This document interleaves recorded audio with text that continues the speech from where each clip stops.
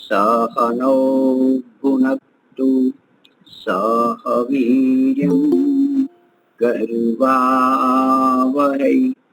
तेजस्विनावधीतमस्तु मा विद्विषावहै। ओम शांति शांति शांति। सबको सादर नमस्ते जी। किसी को भजन गाना हो तो एक ले सकते हैं। आज वक्ता 2 है। शोभा जी लीजिए।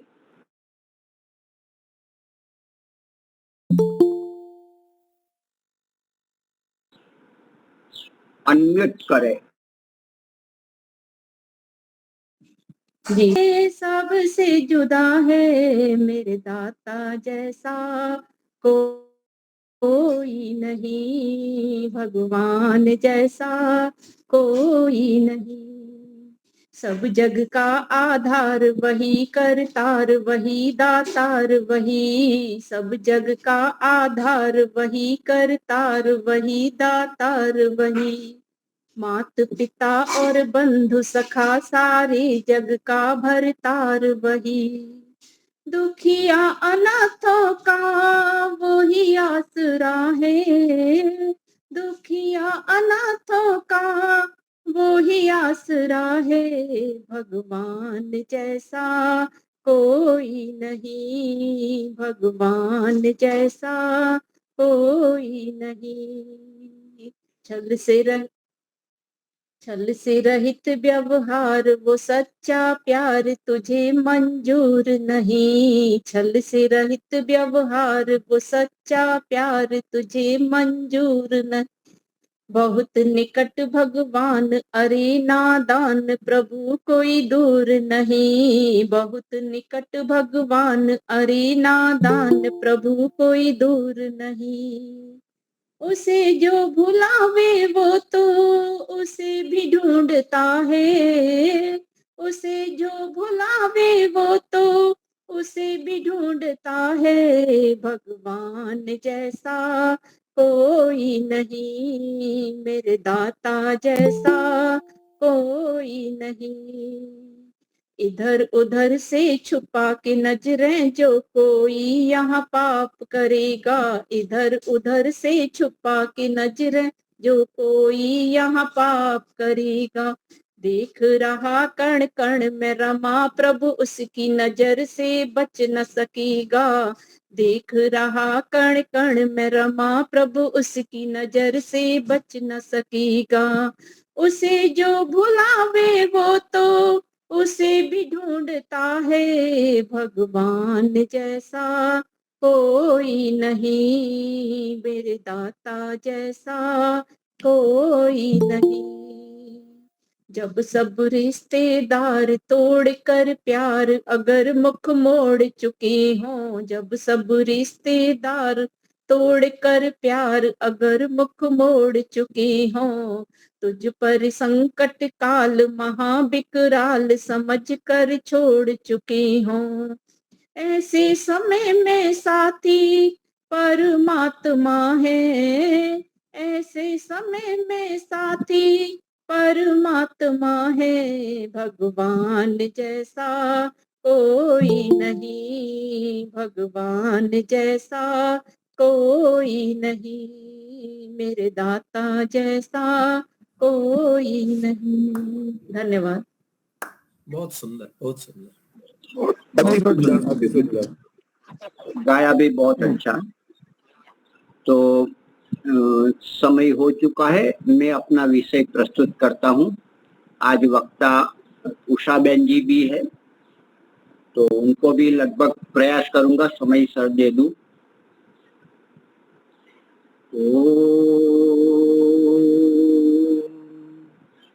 गयस्वानो अमीवः वसुवित् पुष्टिवर्धनम् सुमित्र सोमनो भव सुमित्र सोमनो भव।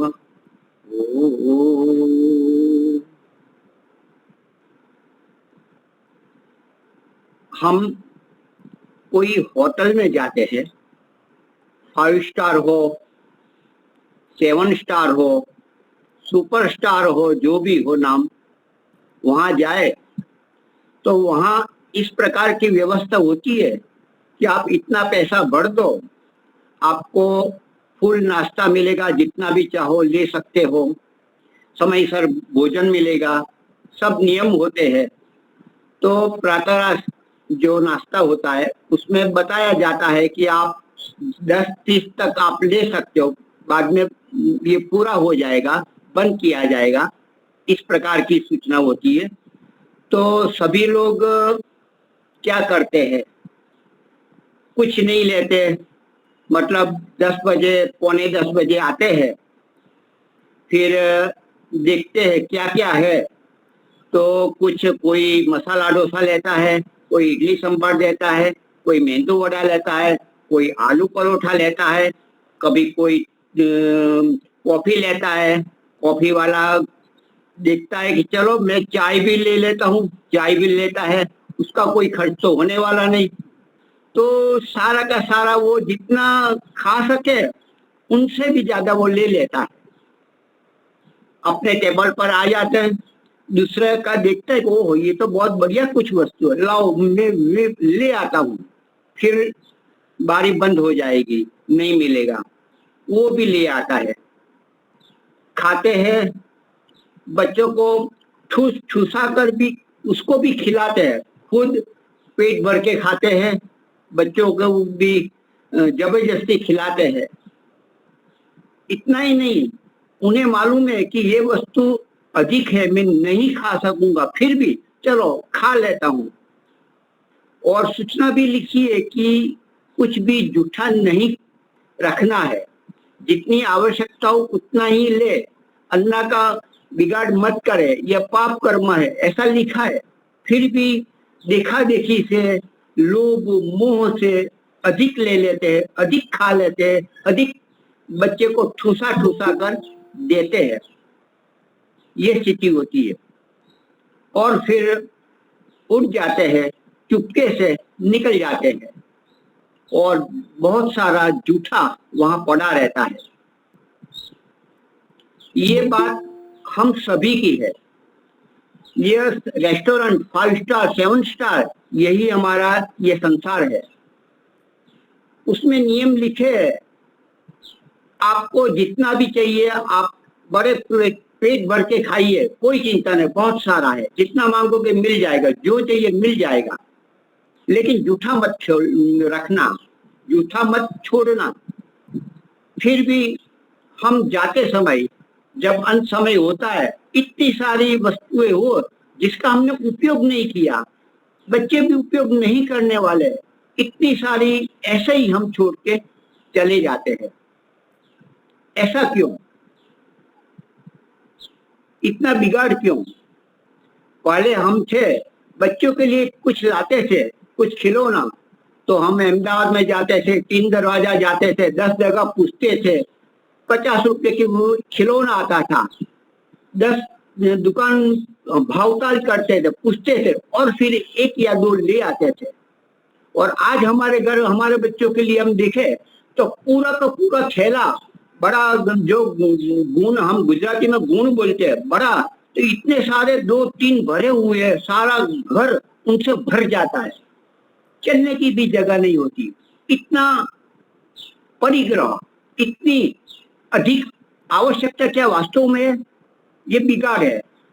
हम भोजन के लिए बहुत सारा बिगड़ रहा है, जीव जंतु हो रहे, कीड़े पड़ रहे, फिर भी संभाल रहे, कुछ काम में आएगा, इस प्रकार से अति संग्रह, परिग्रह करते हैं, वो हमारे लिए पाप का कारण, अधर्म का कारण बनता है, वो हमारे अवनति को ले जाता है, फिर भी हम करते ही है। हमारे राजनेता, हमारे आजकल के कथाकार, वो भी ऐसे फैशन में चलते चलते, गाते गाते, नाचते नाचते प्रवचन करते, भजन करते हैं, कुछ पिचकारियां लगाते हैं, नृत्य करते हैं, क्या नहीं करते। और आजकल तो क्या, जो शादी में होता है ना, वो कुछ लड़की है, कम वस्त्र पहन के वो डांस करते, वैसा ये भजन में भी होने लग गया है।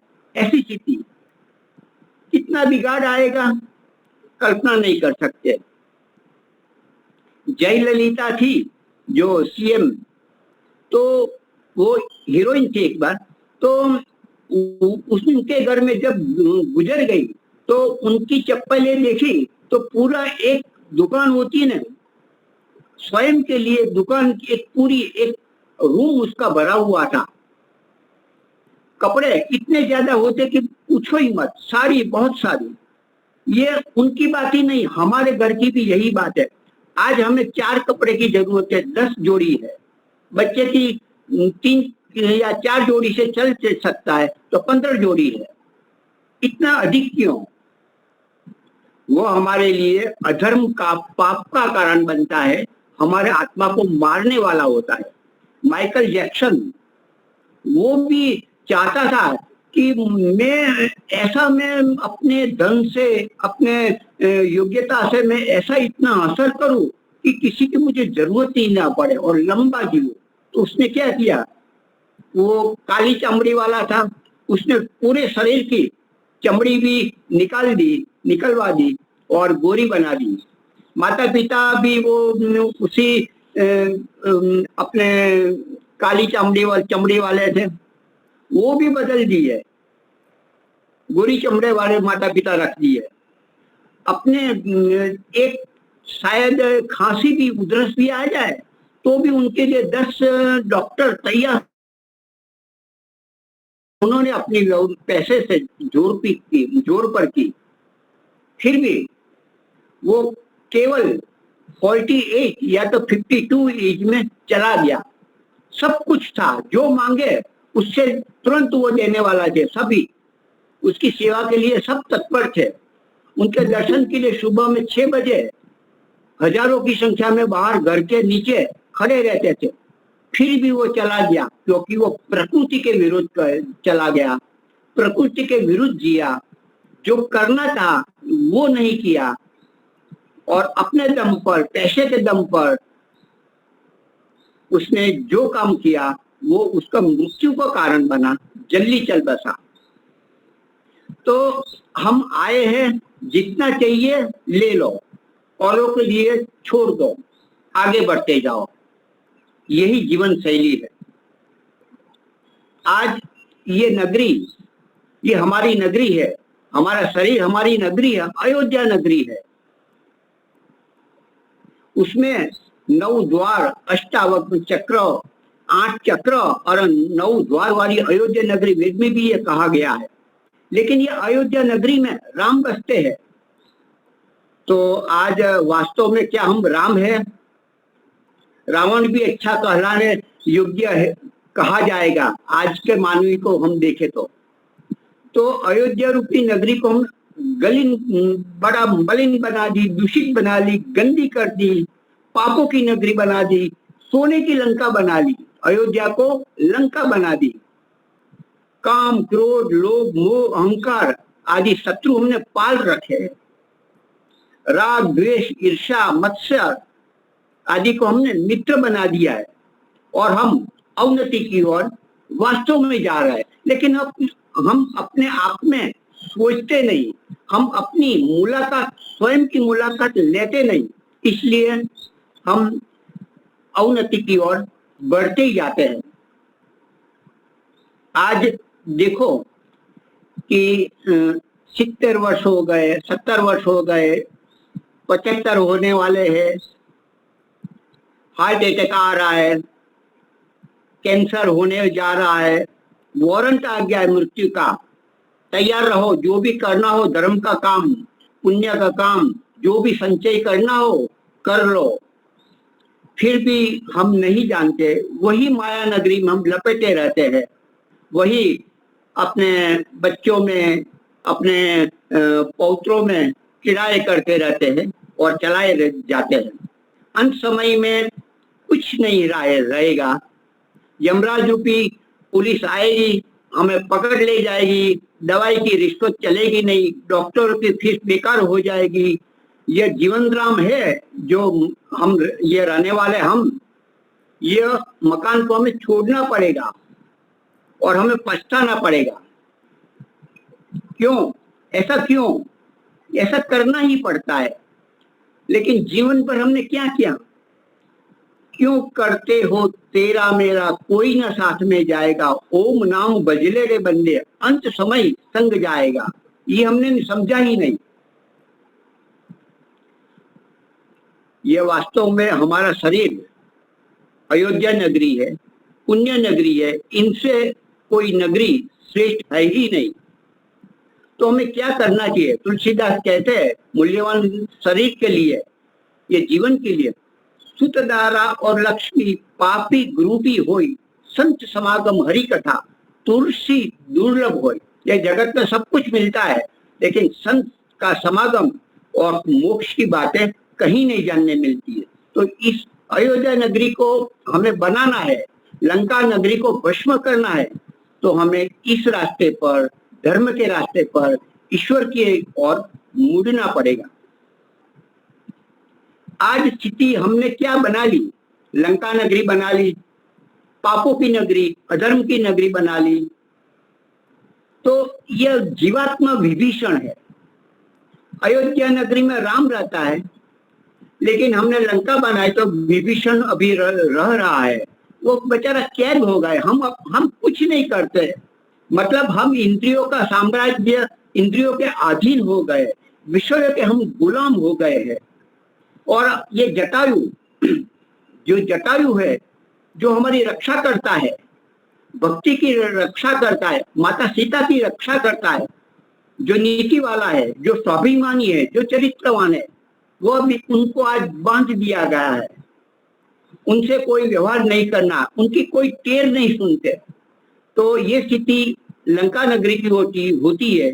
जटायु की पांख दोनों काटी गई, विभीषण को कैद किया गया, माता सीता छटपटा रही है, राम को स्मरण कर रही है, राह देख रही है कब राम आए और मुझे मुक्त करे। और कोने में निशाई वो बैठी है। वास्तव में हमारी भक्ति क्या है? निशाई अकेले करते कुछ प्रभाव नहीं, हम पर नहीं, औरों पर। तो सीता माता की इस नगरी में हमने इसी प्रकार की दशा बना दी है। शबरी है, वो भी आशाएं लगाई बैठी है कब मेरे राम आएगा, मेरी झोपड़ी पावन हो जाएगी। वर्षों से जिंदगी भर वो करती रही। तो ये यही स्थिति आज धार्मिक लोगों की है। अहल्या है, वो भी शिलवत है, शून्य मनस्क बैठी है, क्या करूं क्या न करूं, ऐसा ही वो बैठी रही, जी रही है, सांस ले रही है। वो भी राह देख रही है कि कब मेरा परम पिता परमात्मा और उनकी कृपा हो और मैं पुनः नया जीवन जी सकूं। ये स्थिति आज की हमारी, हम सबकी है। यह मन हमारा तीव्र वेग वाला दिव्य शस्त्र है, उनसे बहुत कुछ काम ले सकते हैं। यह मन बंदर समान है। बंदर होता है, चंचल ही होता है, कभी ठहरता नहीं। उसको यदि शराब पिलाई जाए तो और चंचलता बढ़ती है और कूदता है। और शराब पिलाने के बाद भी कोई बिच्छू काट ले तो पूछना ही क्या, वो ठहर ही नहीं सकता, तोड़ फोड़ सब कुछ करेगा। किसी जड़ को, वस्तु को तोड़ेगा, काट को तोड़ेगा, मनुष्य को मारे, कुछ भी कर सकता है। और ऐसे शराब पीने वाले, बिच्छू काटने वाले और उसी जो बंदर है, उनके मन में कोई भूत सवार हो जाए कि मैं हूं, मेरा जैसा कोई प्राणी नहीं, ऐसा हो जाए तो फिर पूछना ही क्या, इसको कोई नहीं बचा सकता, ईश्वर भी नहीं बचा सकता। वास्तव में हमने मन को ऐसा खुला छोड़ दिया है तो अति चंचल बन गया है। वास्तव में वो सत्वशील है, समाधिस्थ होने वाला है, सरलता से ईश्वर की गोद में जाने वाला होता है। फिर भी हमने बंदर समान अत्यंत रजस प्रधान बना दिया है।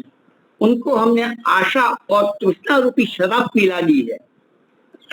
आशा तृष्णा बहुत हमें दौड़ाती है, भगाती है, थका देती है, फिर भी उसके पीछे हम चलते हैं। कबीर भी कहते हैं कबीर मैं मुई न मन मुआ, कबीर मैं मुई न मन मुआ, कर मर गए शरीर, आशा तृष्णा न मिटे, कह गए दास कबीर। ये मन मरता ही नहीं, शरीर मर जाता है लेकिन आशा तृष्णा जीती है, उनके लिए हम पागल हो जाते हैं। तो आशा तृष्णा रूपी मन को हम शराब पिलाते हैं और ईर्ष्या द्वेष रूपी बिच्छू हमें काटते हैं, फिर तो और कूदता है और भागता है और उन पर भूत सवार हो जाता है। किसका? अहंकार, ममत्व, ईगो, मैं हूं, मेरा जैसा कोई नहीं। ऐसा जब अहंकार आता है तो किसी की नहीं सुनता, खुद क्या कर रहा है वो भी उनको मालूम नहीं, बस करता ही रहता है, जो मन भावे जो भी अच्छा लगे करता ही रहता है। तो ऐसा जो शराबी मन हो, ऐसा बंदर समान, उसको बिच्छू काट दे और अहंकार ममत्व रूपी उसका भूत सवार हो जाए तो उसको कोई नहीं बचा सकता। उसकी अवनति, वो अपने अवनति की ओर अर्थात पाप आत्मा में पशु पक्षी प्राणी और वृक्ष वनस्पति में जाने वाला अवश्य है, ऐसा कर सकते हैं। यदि परमात्मा की भक्ति कुछ की है, कुछ संस्कार है, तो हमारे पुण्य के भागरूप यदि हमें हनुमान मिल जाए, अर्थात हमें सद्गुरु की प्राप्ति हो जाए, संत का समागम हो जाए, तो हमारा जीवन प्रशस्त हो सकता है। तो हमारे सद्गुरु आने से, संत का समागम होने से, सत्य का शोध अनुसंधान करने से हम ऊपर उठते हैं, नीचे की ओर जाते हुए रुक जाते हैं और हमारे गुरु, हमारे हनुमान, वो कहते हैं कि मैं तेरी रक्षा करूंगा, मैं राम को ले आऊंगा, मैं राम की ओर मैं आपको इंगित करूंगा और आपका कल्याण करूंगा, ऐसा सद्गुरु कहता है। और वो राम का परिचय कराने के लिए तैयार होता है। तब वो विभीषण है, उसमें आशा जगती है कि मेरा भी कल्याण होगा, मुझे सद्गुरु मिल गए, नई राह, नई दिशा मुझे मिलेगी। और वो सद्गुरु कहता है तू आत्मा है, तू चेतन आत्मा है, बड़े अनुस्वरूप है, तेरे लिए सारा ब्रह्मांड ईश्वर ने बनाया है, तेरे लिए पशु पक्षी प्राणी तेरी सहयोग के लिए है, तू सामान्य नहीं है, तू ईश्वर पुत्र है, तू अमृत पुत्र है, तू आर्य पुत्र है, तू वीर है। वीर, कल बात हुई थी, वीर अर्थात विशेष रूप से प्रगति करना, ऊर्ध्व गति करने वाला जो व्यक्ति होता है वह वीर होता है। तेरा आत्मा अनादि अजन्मा शाश्वत है, तू कभी मरने वाला नहीं है। यह जो शरीर है, यह जो संसार है, वो जाने वाला है, छूटने वाला है, टूटने वाला है। तो तू अपने को, खुद को, स्वयं को पहचान और अश्मा भवा, कल बात हुई थी वही बोलता हूँ, अश्मा भवा। तो पत्थर समान, चाहे कितनी भी विपरीतता है, कितना भी संघर्ष करना पड़े, कितना भी अपमान सहन करना पड़े, फिर भी तुझे रुकना नहीं है, धर्म की ओर आगे ही बढ़ना है। अश्मा भव, परशु भव, तीक्ष्ण बन, जो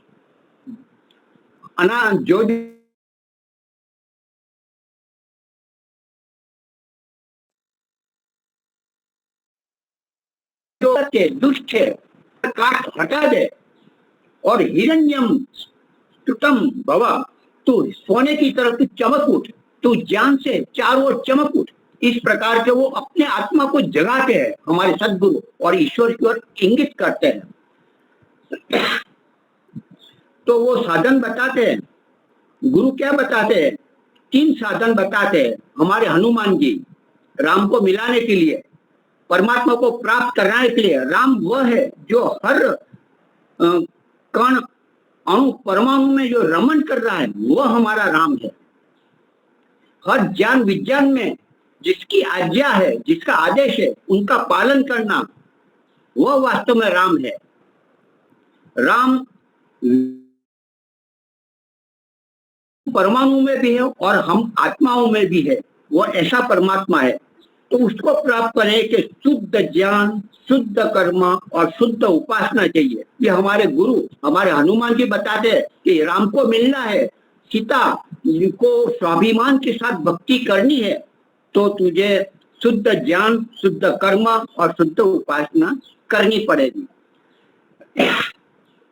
आगे कहते हैं तुझे अहंकार को मारना पड़ेगा, ममत्व को हटाना पड़ेगा। कबीर जी भी कहते हैं चाह गही चिंता मिटी मनुआ बेपरवाह, जिसको कछु ना चाहिए वही शहंशाह। मुझे कुछ नहीं चाहिए, केवल प्रभु आप ही चाहिए। आपके संपत्ति ने, आपका कोई लश्कर नहीं। अर्जुन को और दुर्योधन है, दोनों को बुलाया जाता है, कृष्ण तुझे क्या चाहिए? तो कृष्ण तो दुर्योधन कहता है आपको लेकर मैं क्या करूंगा, आपका शस्त्र लाओ, आपकी सेना लाओ, आपका ऐश्वर्य आप मुझे दिया जाए। तो कृष्ण ने तथास्तु और दे दिया गया। और अर्जुन ने पसंद किया मुझे कुछ नहीं है, केवल आप चाहिए, जहां आप है वही मेरी विजय होगी। तो ऐसा चयन हमें करना चाहिए।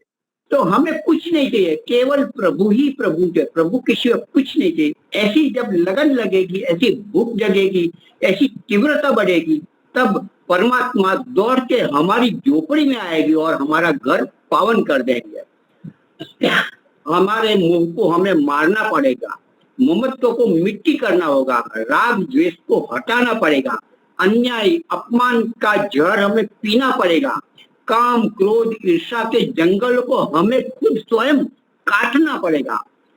हमारी जो कामाग्नि है, चाहिए चाहिए चाहिए, उसका समन करना पड़ेगा, त्याग वृत्ति बनानी पड़ेगी, तप दप दम संयम को अग्नि में पकाना पड़ेगा।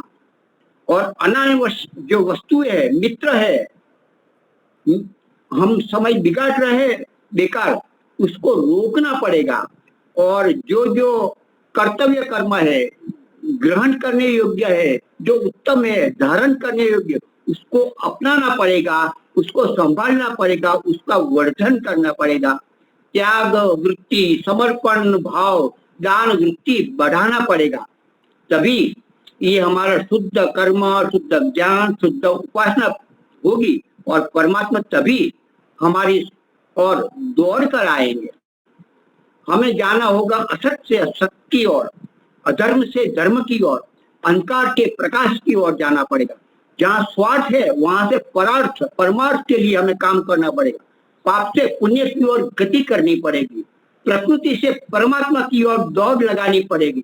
कृति में नहीं लेकिन कर्ता की ओर हम मुड़ना चाहिए, माया में नहीं फंसे, माया पति का हम भजन करें। संसार से ऊपर उठकर परमात्मा की हमें यात्रा करने पड़ेगी। यदि हम परमात्मा को अंदर लाएंगे तो ये संसार बाहर आ जाएगा, लेकिन हम संसार को अंदर लाते हैं तो परमात्मा बाहर निकल जाता है। ऐसा होता नहीं, लेकिन ये भाषा है।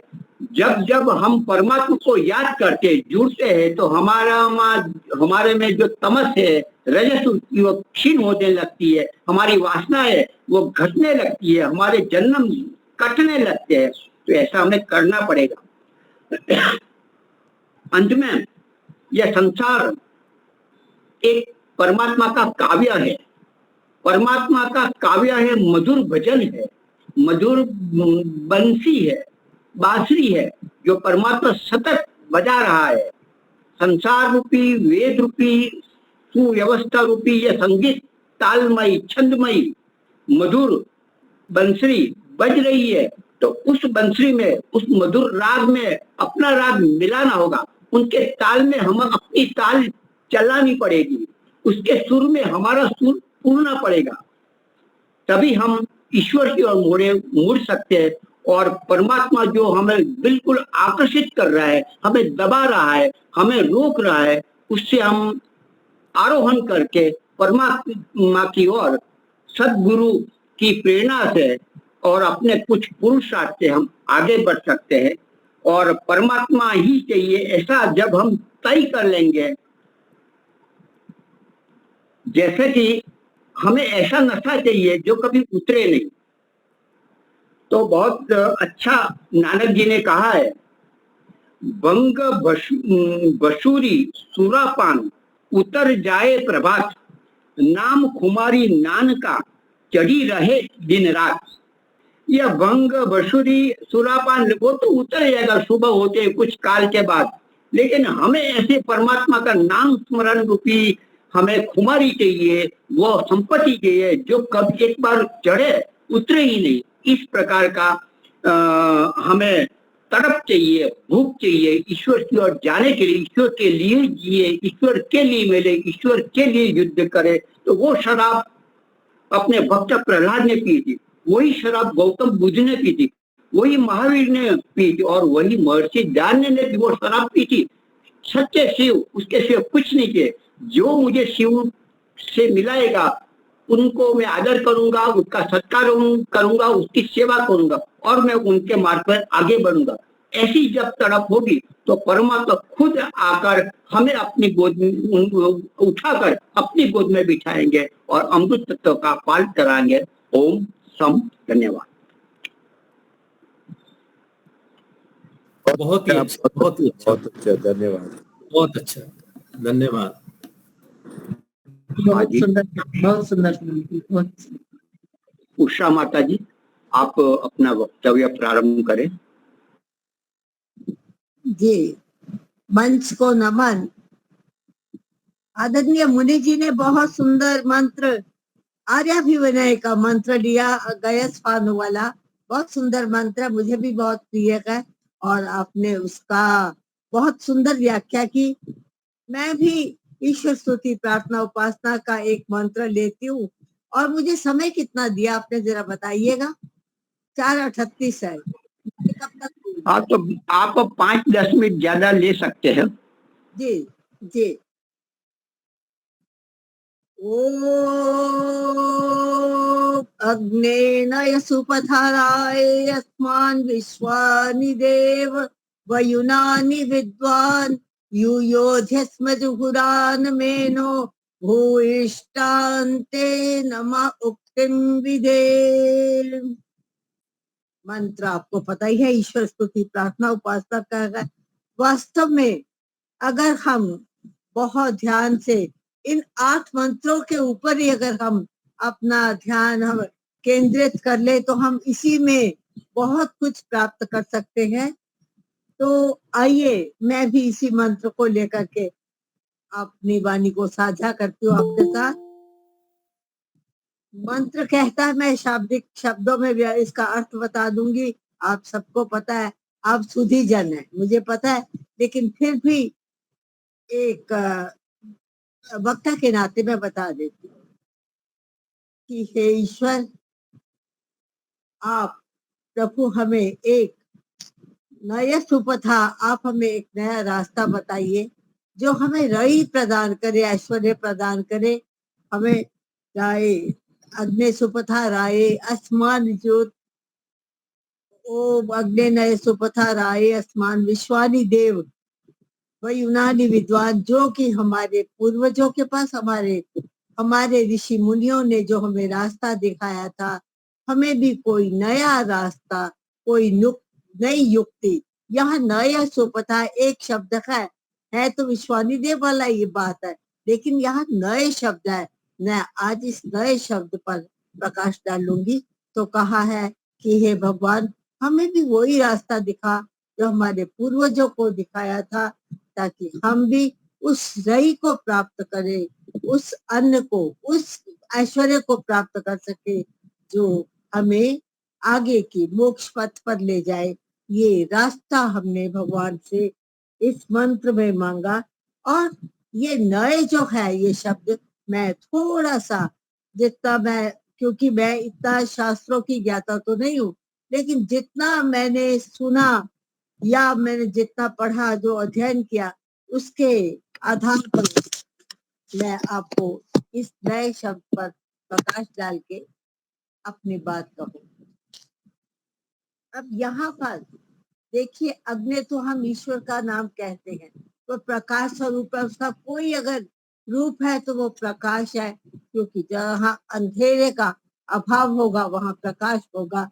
यहाँ परमात्मा का नाम, यही अग्नि कहा कि ए अग्नि रूप परमेश्वर। आपका वीडियो भी ठीक कर दीजिए आप। हाँ ठीक है जी, अब ठीक है। जी जी। हे अग्नि, हे परमात्मा, आप हमें वो रास्ता दिखाइए, कोई नया ऐसा युक्ति पूर्ण रास्ता दिखाइए जिससे हम तेरे उस ऐश्वर्य को प्राप्त कर सके। रई से अभिप्राय ऐश्वर्य का तो है, लेकिन ऐश्वर्य खाली धन का ही नहीं, ऐश्वर्य बहुत चीजों का होता है। यहाँ यहाँ अभावों को दूर करने के लिए बात कही गई है कि हमें वो ऐश्वर्य आप बताओ, वो युक्ति बताओ, वो ऐसा रास्ता बताओ जहाँ हम भरपूर ऐश्वर्य से जी सके और सदा प्रसन्न रहे। ये ऐसा रास्ता भगवान से प्रार्थना की गई है कि हे प्रभु, आप पथ प्रदर्शक हो, आप हमें उस पथ पर ले चलो। तो यहाँ पर क्योंकि हम करते तो हैं, लेकिन अपने अभावों की पूर्ति करने के लिए पथ को छोड़ देते हैं, पथ से भूल जाते हैं। आपने भी बहुत सी यही ऐसी बातें कही कि हम अपने दोषों का निवारण नहीं करते, लेकिन दोषों को ढकने के लिए नाना प्रकार के हम बहुत सी बातें करते लगते हैं। तो भी उसी कारण हमें जो है अभाव सहने पड़ते हैं, दुख सहना पड़ता है। आपने भी इसी बात पर कहा, मैं भी यही बात करती हूँ। लेकिन यहाँ पर इस मंत्र पर ऋषि ने नया सुपथा कहा कि वो नया रास्ता कौन सा होगा, ऐसी युक्ति कौन सी होगी। वो तो सुपथ पर तो आप ले जाओगे, हम गायत्री मंत्र में भी यही मांगते हैं। हर बार हमने अपनी बुद्धि को हम कहते हैं कि हमें सतपथ की ओर ले चलो, लेकिन यहाँ नए शब्द है। नए का अर्थ आता है कि हे भगवान, हे ईश्वर, आप हमें एक ऐसी युक्ति बताइए, कोई नया अजूबा बताइए, ताकि हम सुपथ की ओर चल पड़े। क्योंकि हम बहुत सी कमियों से भरे हुए, मनुष्य के अंदर तो कमियों का भंडार है। कदम कदम पर हम फिसल जाते हैं, कदम पर हमारी वांछनाएं, हमारी एष्टाएं हमें तंग करती हैं, रास्ता रोक लेती हैं, बहुत सी चीजें होती है। तो यहाँ पर कि अगर ऐसा हो जाए तो कोई युक्तिपूर्ण नया सुपथा, ऐसा नया रास्ता दिखाओ ताकि मैं आगे की ओर अग्रसर हो सकूं। जहाँ परमात्मा को अग्नि कहा गया है, और किसी विद्वान ने बताया था, मैं तो संस्कृत की इतनी ज्ञाता नहीं हूँ, लेकिन किसी विद्वान ने कहा था कि अग्नि 108 प्रकार की होती है, जो वेद में कई मंत्रों में आती है। और यहाँ पर कहा कि वो नया रास्ता दिखाओ। तो अग्नि तो क्रोध की भी अग्नि होती है, काम की भी होती है, दावानल भी होती है, और बढ़वा नल भी होती है, भूख की अग्नि होती है, प्यास की अग्नि, यानी अग्नि तो इतने प्रकार की है। लेकिन एक प्रकार और है, जमदाग्नि। जमदाग्नि जमदाग्नि आपने सुना होगा, वेद में जमदाग्नि अग्नि ऋषि भी हुए हैं।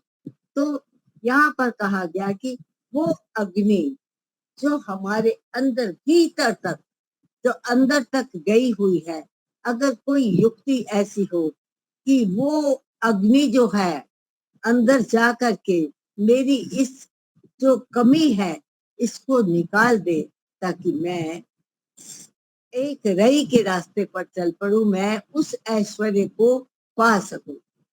और उस ऐश्वर्य को पाने के लिए वो जमदाग्नि जो है उससे परिचय ऋषियों ने करवाया। और यहाँ पर थोड़ा सा मैं भी संकेत रूप में कहूंगी, जितना मुझे समय मिला उसी में मुझे अपनी बात कहनी है कि वो जमदाग्नि प्रभु हमें भी वो नया रास्ता, वो नया पथ परिचय करवा दो। क्योंकि भटकना तो मेरा स्वभाव है, मैं भटक जाता हूँ, लेकिन आप मेरा थोड़ा सा परिचय करवा दो, थोड़ी सी युक्ति बता दो। जब चाबी हाथ में आ जाती तो ताला खोल लेते हैं हम। तो यहाँ पर यही कहा गया, हे प्रभु हमें वो रास्ता दिखाओ, वो अग्नि, वो प्रकाश हमें दो, ताकि हम अपने उस रई के मार्ग पर उस ऐश्वर्य को प्राप्त कर सके, जिससे कि हमारा आगे आने वाला पथ मोक्ष का मार्ग भी सिद्ध हो सकता है। और उसके लिए युक्तियां चाहिए।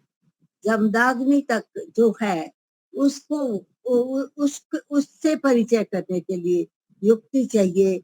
तो मैं थोड़ी सी चर्चा एक आध उदाहरण देके करती हूँ कि एक राजा थे, उसके पास धन ऐश्वर्य था, राज्य करता था, लेकिन राज्य करते करते उसके चाटुकार बहुत हो गए, बहुत उसके पीछे पड़े रहते कि तो ये राजन ये ले लो, वो ले लो, आपके यहाँ इस बात का अभाव है, इस बात का अभाव है, आप इसे पूरा कर लो।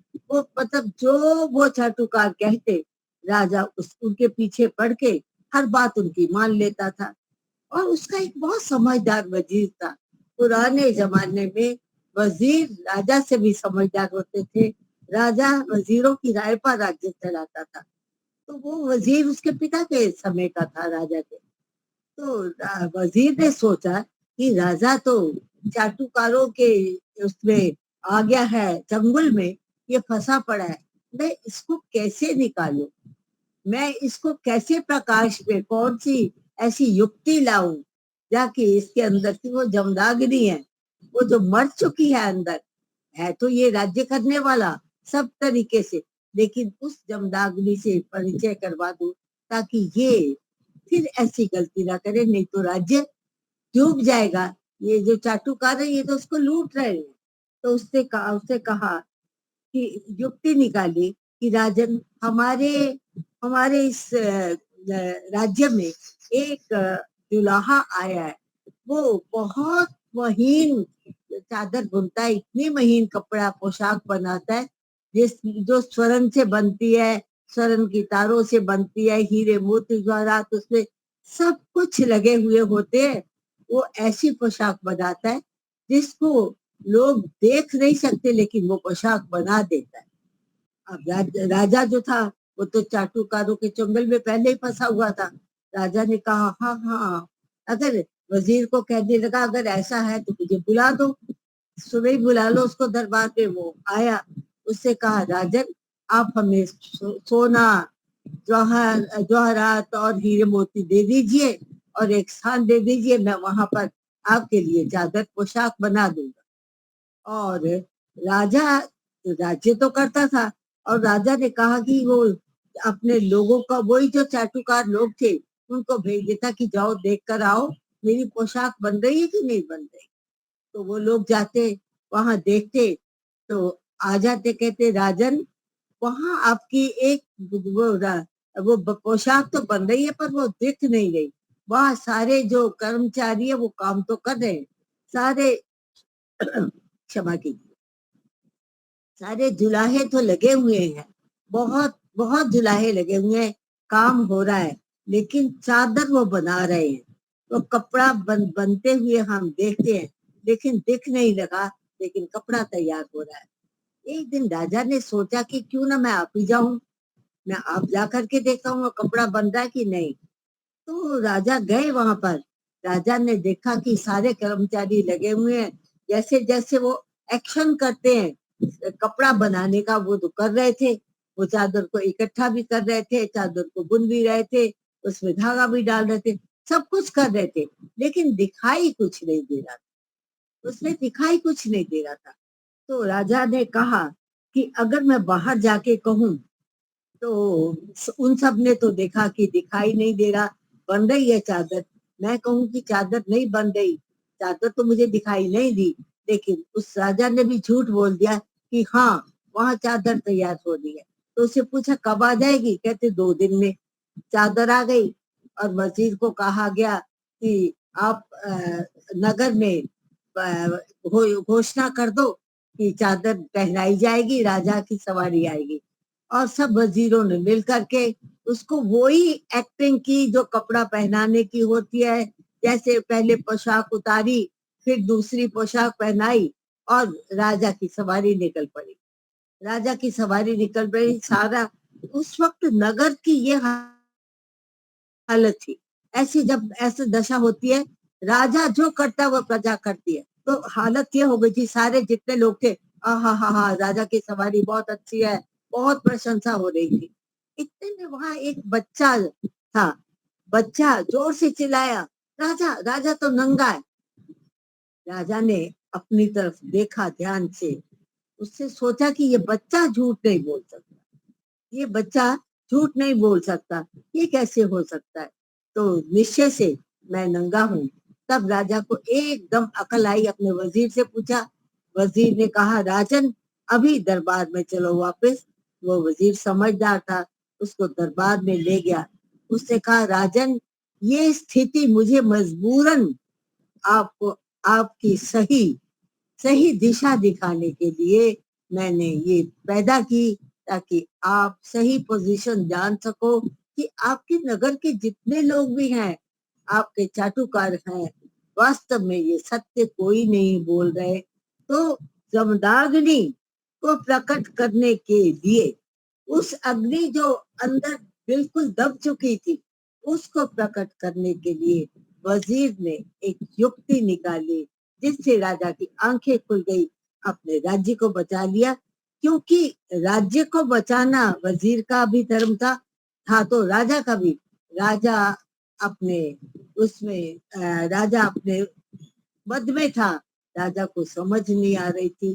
तो ये अग्नि जो है, ये जो रास्ता है, ये नया पथ है, इसको परमात्मा को बताने के लिए हम इसमें प्रार्थना करते हैं, प्रभु वैसे तो तूने हमारे पूर्वजों को भी रास्ता दिखाया, सब रास्ते में कोई भटका नहीं, वही रास्ता हमें दिखाओ, वही रास्ता हमें, लेकिन कौन सा, वो नया पथ, वो ऐसी अग्नि, ऐसा प्रकाश आप हमें भी दो, हमारे भीतर भी वो प्रकाश, वो ऐसी युक्ति हमें भी आ जाए, ताकि हम उस मोक्ष के रास्ते को, धन ऐश्वर्य को हम भोग सके और सदा प्रसन्न रह सके। इसके लिए हम ये प्रार्थना करते हैं। वास्तव में एक एक ये जो प्रार्थना उपासना के मंत्र है, अगर हम इन पर ही अगर ध्यान दें, तो ये हमारे जीवन की दिशा को भी बदल सकते हैं, दशा को भी बदल सकते हैं।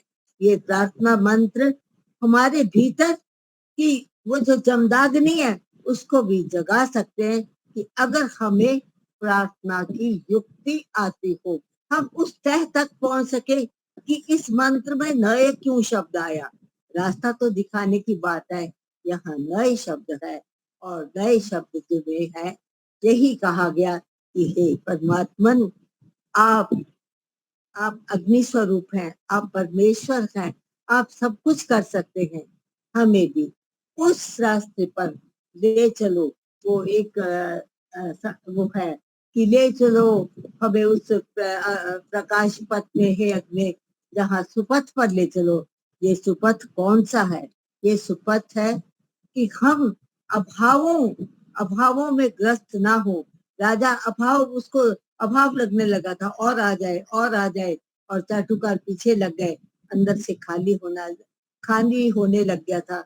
यहाँ पर यही है कि हे भगवान, हम गलतियां तो बहुत करते हैं, लेकिन आप हमें सुपथ पर ले जाइए, आप हमें एक ऐसा पथ दिखाइए, ऐसा रास्ता दिखाइए, जिस पथ पर हमारे विद्वान, हमारे ऋषि मुनि, हमारे पूर्वज चले हैं, ताकि हम अपने पथ को प्रकाशित कर सके, जीवन में एक नया सवेरा ला सके, जीवन को अपने को हम देहरी का दिया बने, हम अपने को भी प्रकाशित करें और जगत को भी प्रकाशित करें। हमें देहरी का दिया बना दो, और हमारे भीतर वो जमदाग्नि जो है, जो प्रसुप्त अवस्था में है, उसको भी आप उसको आप चेतन कर दो, उसको आप जगा दो, ताकि हम रास्ते से ना भटके। तो ये है हमारा वैदिक उपासना जो है, ईश्वर स्तुति प्रार्थना उपासना का एक मंत्र। इस केवल नए शब्द के कि मैंने इसको लेकर के अपनी बात कही है, और मैंने इसी के ऊपर एक कविता भी लिखी है, छोटी सी कविता, वो पढ़ देती हूँ। कविता का शीर्षक है बदलाव। बदलाव। बूढ़े दादाजी आज उदास थे और चिंता में डूब रहे थे। बूढ़े दादाजी आज उदास थे और चिंता में डूब रहे थे कि इतने में उनके पोते ने पूछा कि आजकल दादाजी आप उदास रहते हो, कौन सी जिंदगी की आपको चिंता है, कौन सी बात है? आपसे तो सब खुश हैं, आप सबसे खुश हैं और आपसे भी सब खुश हैं, तो ऐसी कौन सी बात है कि आजकल आप अनमने रहते हो, उदास रहते हो? आप मुझे बताओ। दादा ने कहा नहीं नहीं, कोई ऐसी बात तो है नहीं है, कोई बात नहीं है। दादा टालता रहा, लेकिन एक दिन पोते ने प्यार में जाकर के दादा को वो ले जाता है सैर करने के लिए, जिद में आकर के, और गहरे में जाकर उसने सोचकर चलते चलते पूछ लिया कि दादाजी सच बताओ कि कौन सी बात है जो आपको खाए जा रही है? दादा ने बोला नहीं नहीं, कोई बात नहीं। कहते फिर भी आप बताइए। तो दादा ने कहा कि जब मैं बालक था, जब मैं छोटा था, मेरी कोई जिम्मेदारी नहीं थी, मैं कल्पना लोक में जीता था। मैं दुनिया को मैं सोचता था कि मैं दुनिया को बदल दूं।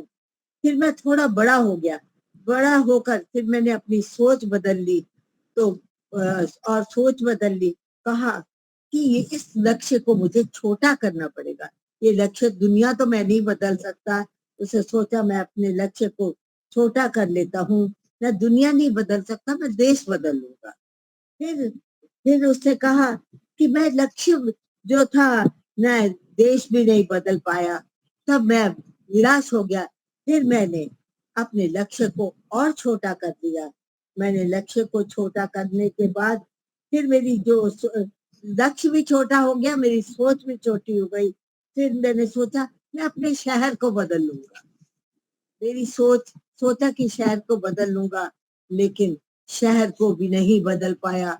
मैं लगातार फेल होता गया। उसके बाद मैंने सोचा मैं अपने मोहल्ले को बदलूंगा। मुझे वहां भी लक्ष्य छोटा करने पड़ा, क्योंकि मोहल्ले के लोग बिल्कुल अलग थे। मैं नहीं कर पाया और उसके बाद मैंने सोचा अपने परिवार को बदलूंगा, लेकिन मैं अपने परिवार को भी बदल नहीं पाया। आज मैं इन सब बातों से इतना निराश हूँ कि मैंने अपने लक्ष्य को तो छोटा करता चला गया। मैं अपने लक्ष्य को तो छोटा करता चला गया। मैंने जो उसको पाउडर से कैप्सूल तैयार कर लिया और मैंने बहुत कुछ किया और एक्सपेंशन की सस्पेंशन भी कर डाली, सब कुछ किया, लेकिन अब मैं कुछ समय का मेहमान हूँ। कविता कहती है अब मैं कुछ काल का मेहमान हूँ।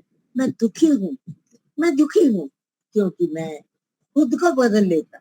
यदि मैं अब यहाँ पर बदलाव कहता है कि ये बदलाव मैं अपने भीतर ले आता, अपने को बदल लेता, तो शायद मैं अपने उस बड़े लक्ष्य को भी पूरा कर लेता। हमारे रास्ते गलत होते हैं, हमारे इसीलिए हमें बार बार लक्ष्य को बदलना पड़ता है। अगर लक्ष्य को लेकर के हम ठीक तरीके, दमदागनी अगर हमारे भीतर वो जल गई होती, तो मैं आज अपने लक्ष्य तक पहुंच सकता था।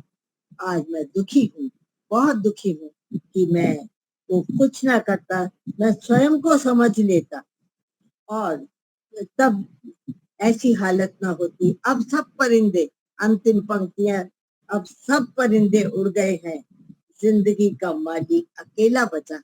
अब सब परिंदे उड़ गए हैं, जिंदगी का माली अकेला बचा है। उम्र के मोड़ पर जिंदगी का माली अकेला बचा है। यहाँ पर यही कहा कि प्रार्थना में कि हे परमात्मन, आप हमको वो नए सुपथ, ऐसा सुपथ दिखा दो ताकि हम जिंदगी में उस रई को प्राप्त कर सकें। मैंने जितना अपने समय तो 5 बजे तक का दिया था, पर मैंने उससे भी बहुत जल्दी में बोल के अपनी बात खत्म की है। जिंदगी में हमें अगर केवल ज्यादा जरूरत नहीं होती, 2.5 अक्षर प्रेम के ही होते हैं। और हम बहुत कुछ पढ़ते हैं, इतने ग्रंथ पढ़ते हैं, लेकिन अंत में उसी सूक्ष्म में उसको सब कुछ शून्य करना पड़ता है। जब हम शून्य में उतर जाते हैं तो जिंदगी के सारे प्रश्न हल हो जाते हैं। जो सुप्त अग्नि है, जो जमदाग्नि है, उसको अगर हम जगा लेते हैं, जो अगर वो चेतन हो जाती है, तो रई का मार्ग हमारे से दूर नहीं होता। हम उस प्रकाश से, उस प्रकाश पुंज से अपने आप को ढक लेते हैं। हम उसमें नहा सकते हैं, बशर्ते हम अपने लक्ष्य के ऊपर, अपने सुपथ के ऊपर टिके रहें, भीतर से बदलाव होते रहें और हम बाहर के बदलावों की भूल ना करें। मैंने अपनी बात आपके बीच में रखी। आपके मंच से मैं बहुत कुछ सीखती भी हूँ और आप बुलाते हैं, मुझे मेरी बात कहने का अवसर देते हैं। महेंद्र मुनि जी, दीपालिका जी, आपका सबका बहुत बहुत धन्यवाद। खूब खूब आभार। हम जब भी आपको याद आकस्मिक भी करते हैं और आप समय देते हैं, हमारे लिए बड़े अच्छी बात है। तो अभी समय तो हो ही चुका है। हमारे भजन गाने वाले जो है वो भी देर से आ रहे हैं, तो और ज्यादा 5-7 मिनट ज्यादा जाती है। चलो ठीक है, समय तक पूरा किया है। आपको कोई कविता पढ़ देती हूँ अगर आप कहें तो। दीपालिका जी, आपको कहीं जाना है आज? हाँ, जाना होगा उनको जरा। तो ठीक है, जय आप सबको नमन, मंच को नमन, आप गुनीजनों को नमन। शंकर जी।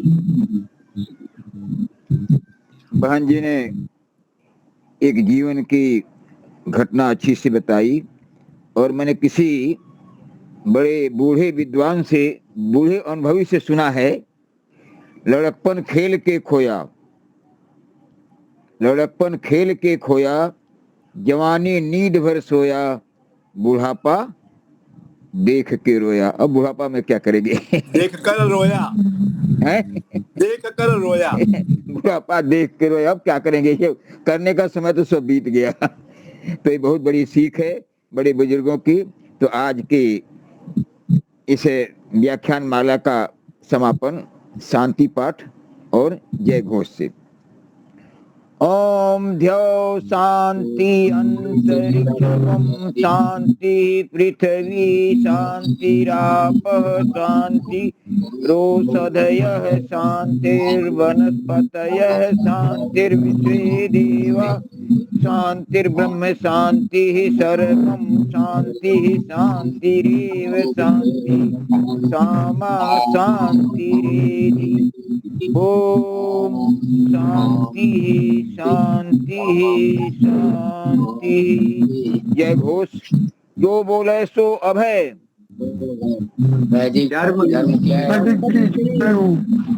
मर्यादा पुरुषोत्तम भगवान राम की जय हो।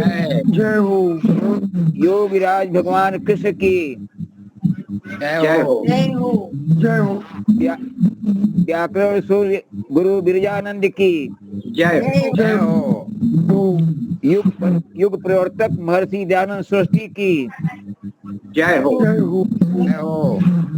भारत माता की जय हो। जय हो। जय हो। जय हो। गौ माता की जय हो। रक्षा हो। रक्षा करे। देश के अमर शहीदों की जय हो। जय हो। जय हो। जय हो। वेद की ज्योति की रहे। चलती रहे। जल ओम का ऊंचा झंडा रहे। हाथ ऊंचा करके ऊंचा रहे। आर समाज अमर रहे। अमर रहे। सत्यार्थ प्रकाश अमर रहे।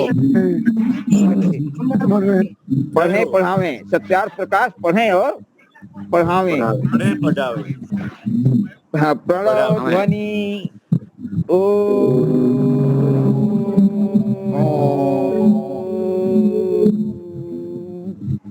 वैदिक अभिवादन सबको सादर सादर नमस्ते। कल पुनः मिलेंगे श्रुति जी और लीला बहन जी को सुनने के लिए। मुनि जी 2 मिनट बात कर हाँ जी। सकता हूँ। हाँ जी। योगेश्वरी माता जी ने जो भेजा है वो हमारे दोनों के बीच में वार्तालाप करने का कहा है योग्य समय।